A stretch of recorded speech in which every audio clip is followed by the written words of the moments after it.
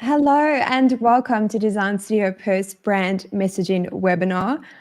I'm Tracy Fry, the founder of Design Studio Perth, and I have been a creative all my life. I am super passionate about helping business owners grow with captivating design and branding. Today, joining us, we've got Sean Lindeque, one of Design Studio Perth's brand copywriters. She was also on one of our podcast episodes recently. Sean, welcome. Thank you so much, Tracy. Hello, everybody who is not here. Sean, did you want to give us a brief overview of your experience in the branding space?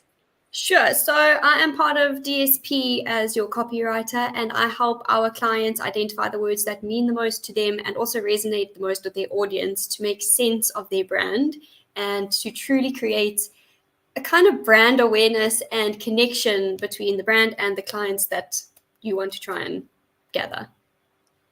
Great, thank you. So who is Design Studio Perth? So we are a integrated branding and graphic design agency based in Perth. We help our clients take their brand from standard to strategic.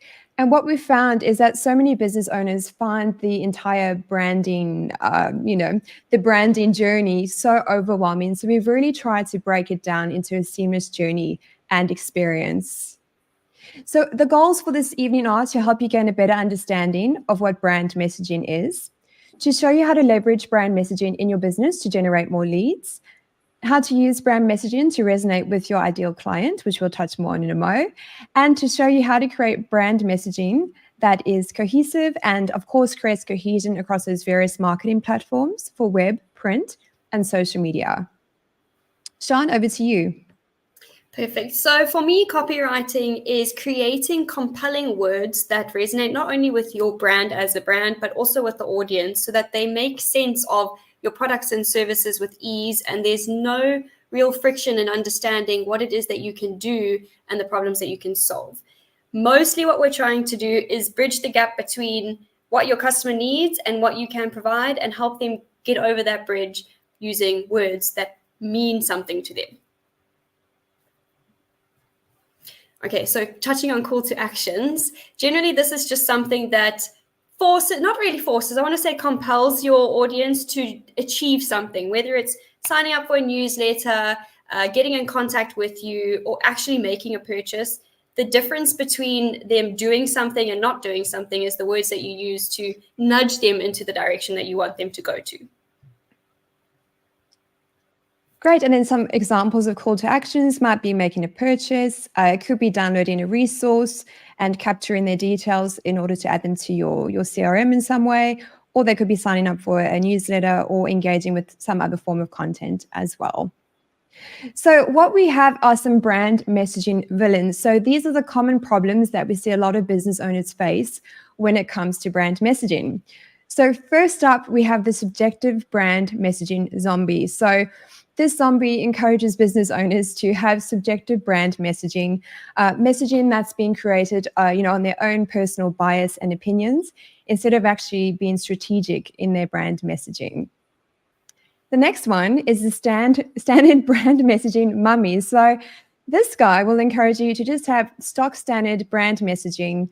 It'll just be generic. It'll be pretty much what everyone else is saying about their services as well. And even potentially you've copied and pasted someone else's copy from, it could be an accounting website if you're in the accounting space, and you've popped it on your website. So there's no real tailoring or specific copy that's been created for your business and for that ideal client as well. The next villain we see is the haphazard brand messaging vampire. So this guy will suck your brand messaging dry because you will have a different message on your social media. You will have 5 different messages on your website if you're lucky. And then in terms of your print collateral, you'll have a completely different message. So what happens is that your audience becomes so confused because they essentially do not know what exactly your business stands for or how your business is different as well. The other monster that we see is the generic brand messaging monster. So this guy will encourage you to have very stock standard brand messaging. So there's no consideration for the ideal client. We're not thinking about who it is that we're serving. It becomes very generic. And what happens is that your business gets lost in the digital world. The other one that we see, and this guy's face cracks me up, is the inconsistent brand messaging unicorn. So again, there's no clearly defined messaging strategy. There's no clear vision, mission, or purpose, and there's also no values. So everything across the board is as colorful as this little guy's mane.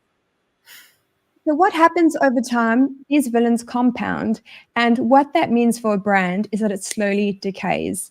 And because there's been no clear brand messaging defined, people do not know how to connect emotionally with a brand. So bearing in mind that branding is an emotion that we're trying to evoke within our ideal client, which in turn generates leads and more business as well. So super important to keep those in mind, guys, that we do not want those villains in our business because they do exist and they are very, very real.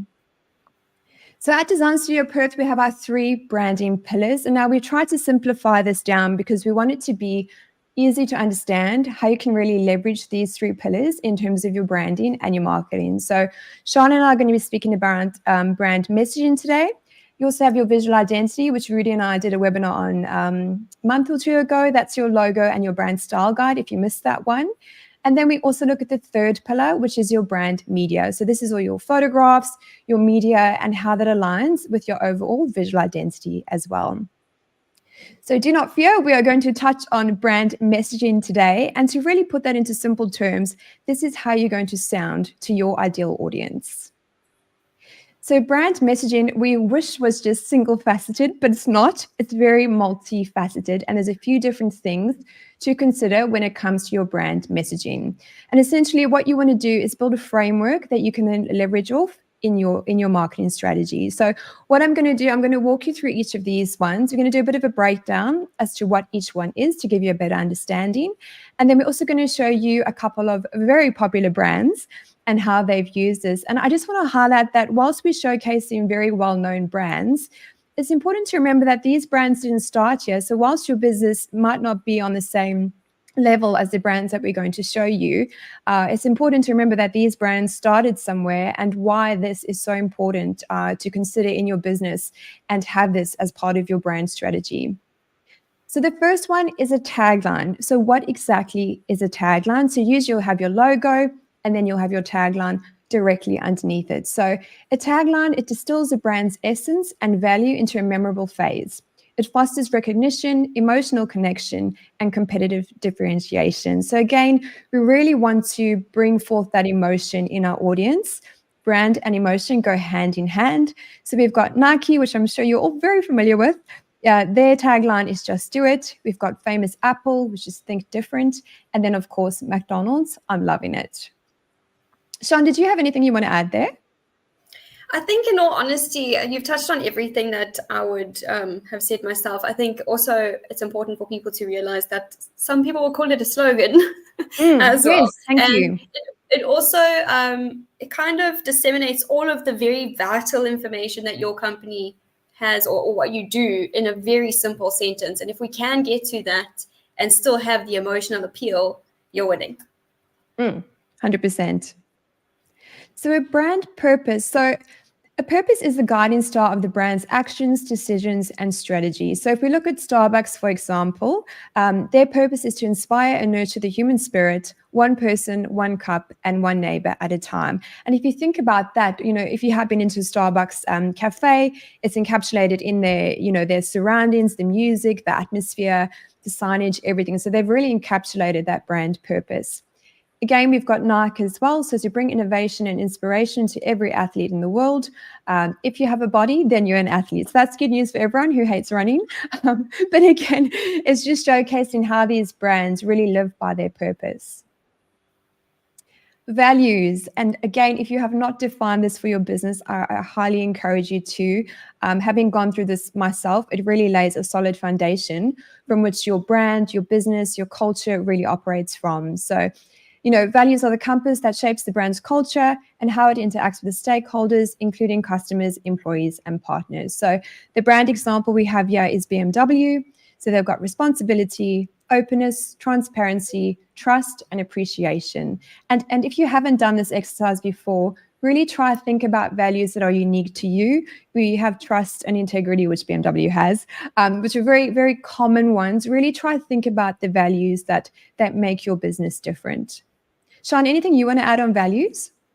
I think when I've worked with clients in the past, when this is one of the questions that we ask, a lot of people tend to revert to the more standard kind of answers, where it's we want to be integrous and integrity means a lot to us and we want to be transparent and all of that stuff.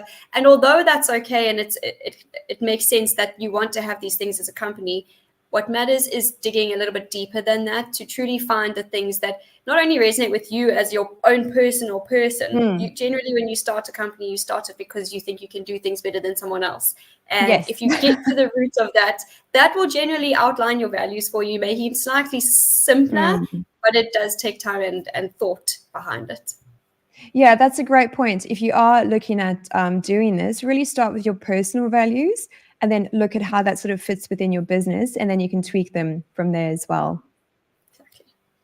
Great. Our ideal client. Now, this is I cannot stress the importance of this aspect of your brand.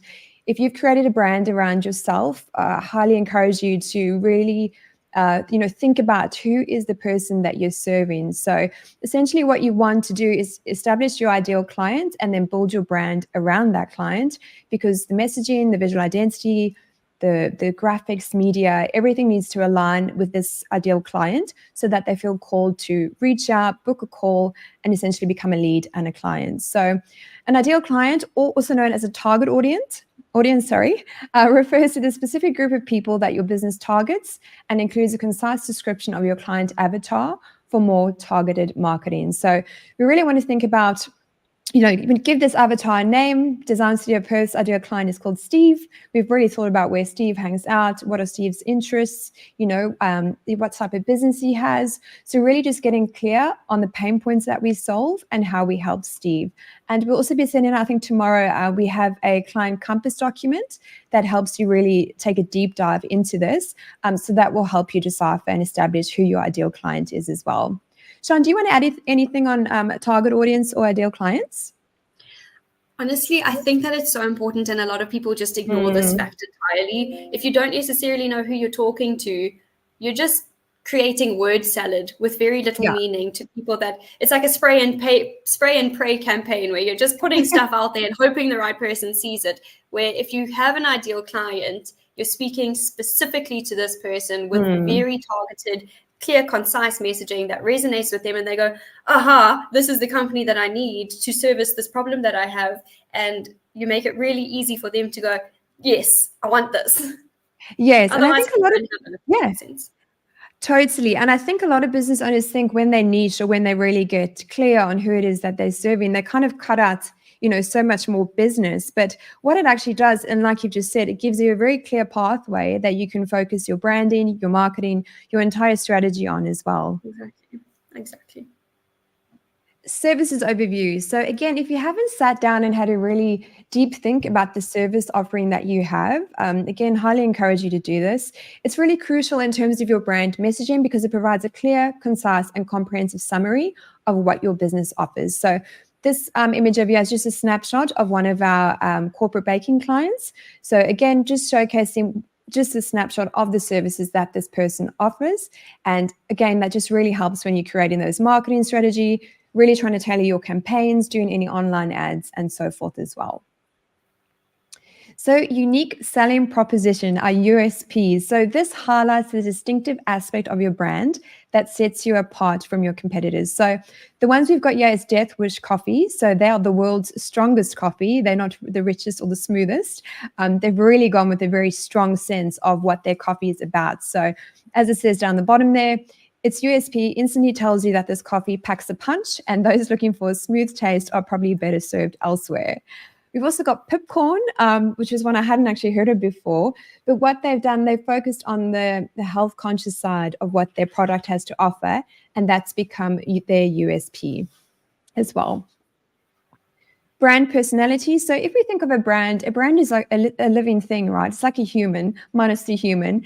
So when we actually establish a brand personality, a personality with the brand, again, it really helps us get quite strategic in our marketing strategy. So Coke, for example, Coke, their personality is carefree, fun-loving, which encourages their audience to forget their fears, stresses, and enjoy the moment by having a Coke and a smile.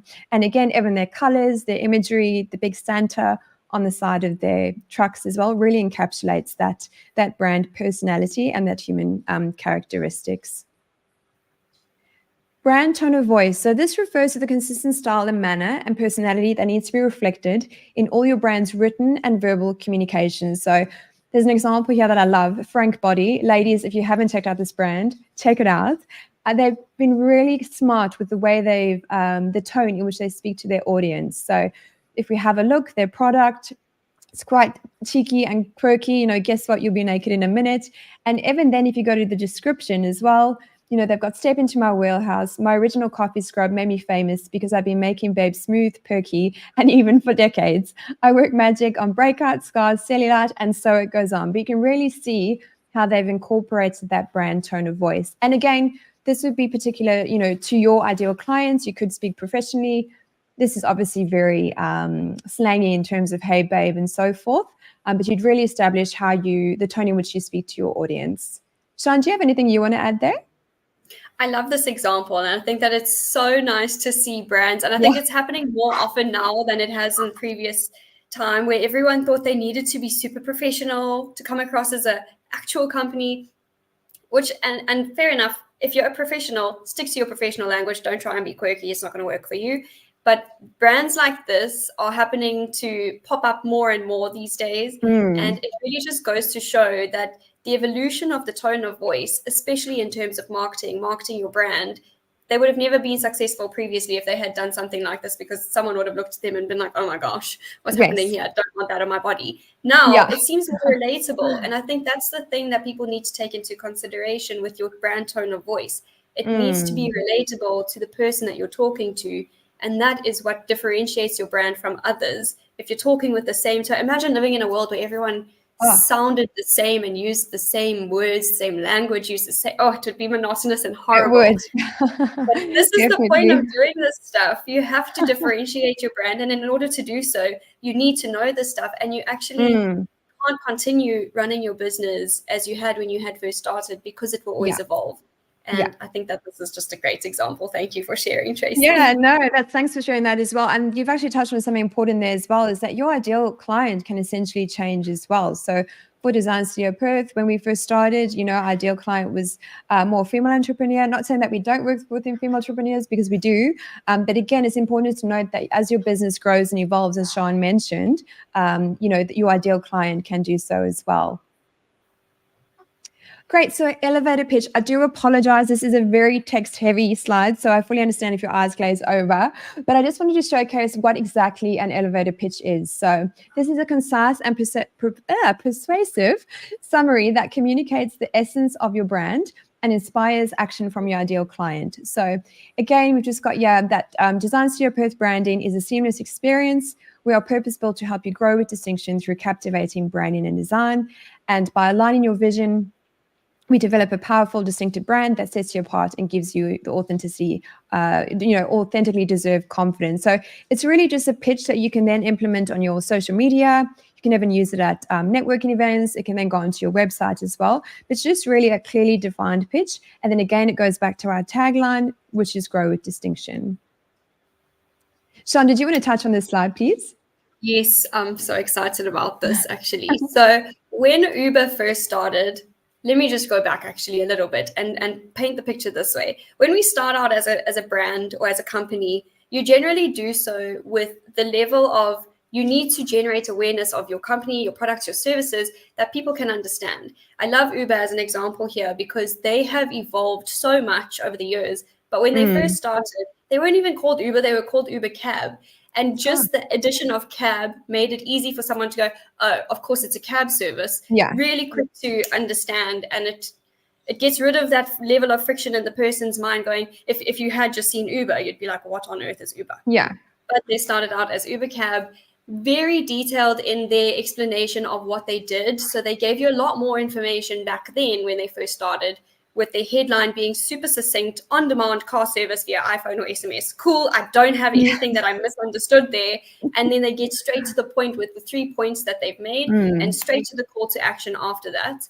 Now, if we see the black picture at the bottom there, this is where they are now. They've moved away from that level of we have to generate awareness and help our client understand what we do, because now everyone knows what Uber is. If you don't, this is what they do. They're a cab service. So I think it's really important to just bear in mind that you are going to evolve as a brand, and your messaging especially needs to evolve with you. Uber now, everyone knows what they do. Go anywhere with Uber, cool, no problem. And they don't even have to give you the points anymore. They just show you, put where you want to go, where you are, and we'll take you there.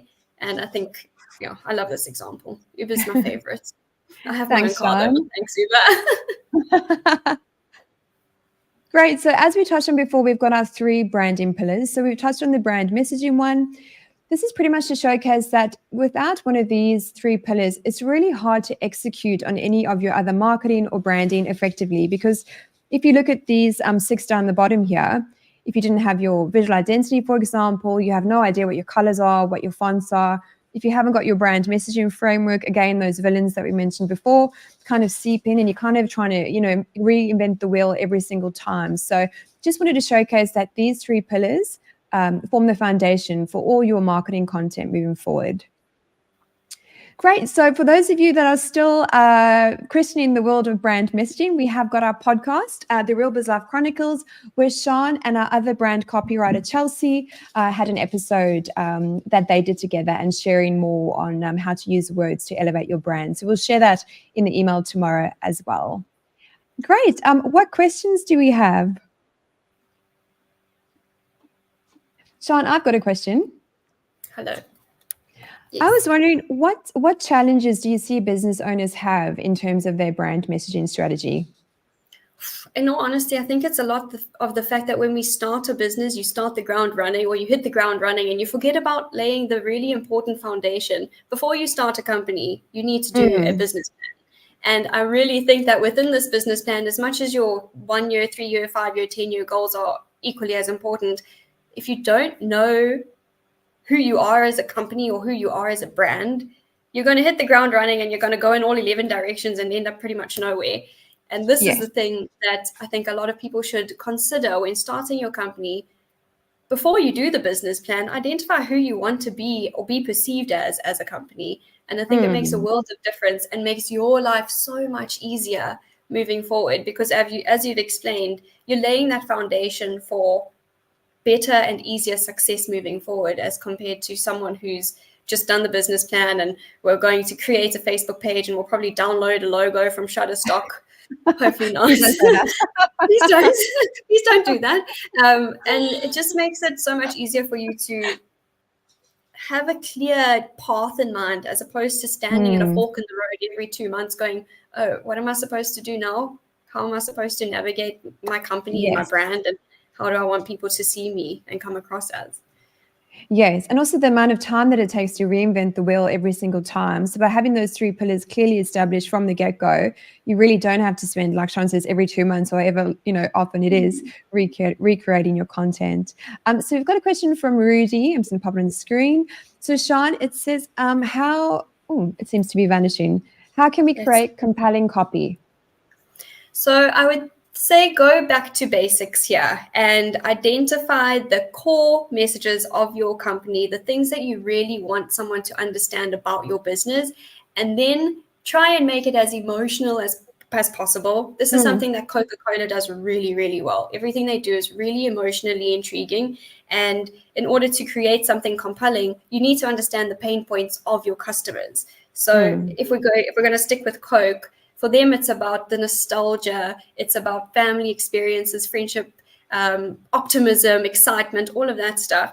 And I think if Coke had to come out and just have a campaign that said, get a Coke, imagine how horrible would that be? So it's not compelling at all. If you want, or get a Pepsi rather. If you want to be compelling, I think you just need to go back to your core values that you need to understand, which is also something that DSP does when we do this, the brand identity toolkits and stuff with all of our clients.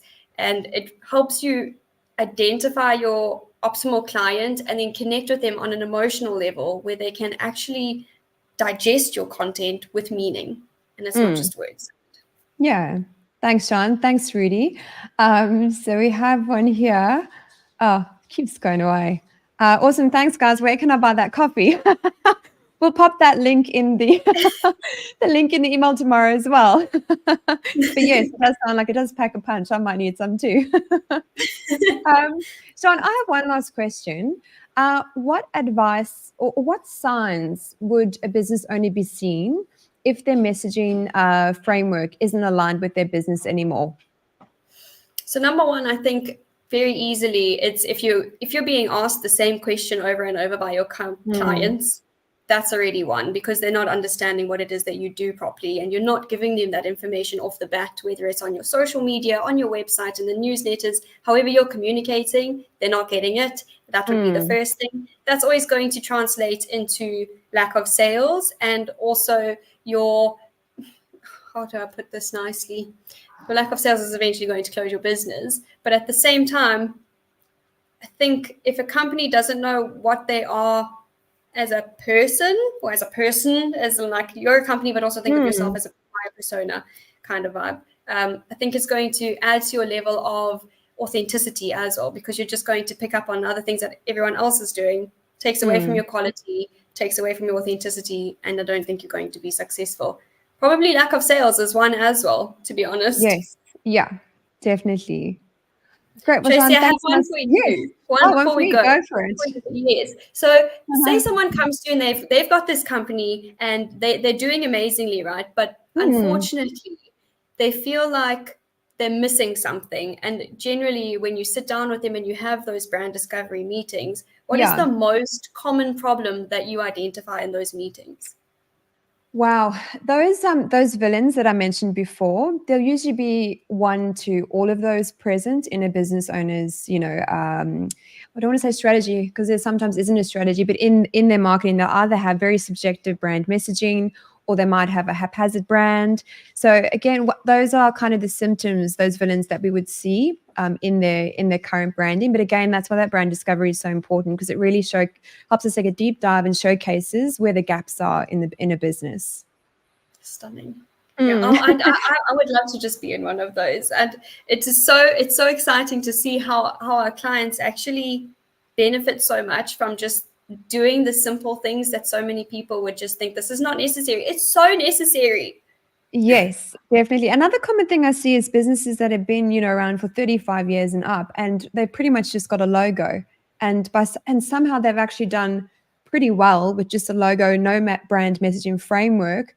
But then I find also, because they are so far into business, they almost become a bit resistant to making those changes because they have got so far with that. But I'm like, if you actually invested the time in doing your brand messaging, looking at your visual identity, your business would just go gangbusters because you've done so well already with just a logo, pretty much. Not that I'm encouraging that in any way, but yeah, it really does lay a great foundation for business owners moving forward. Absolutely.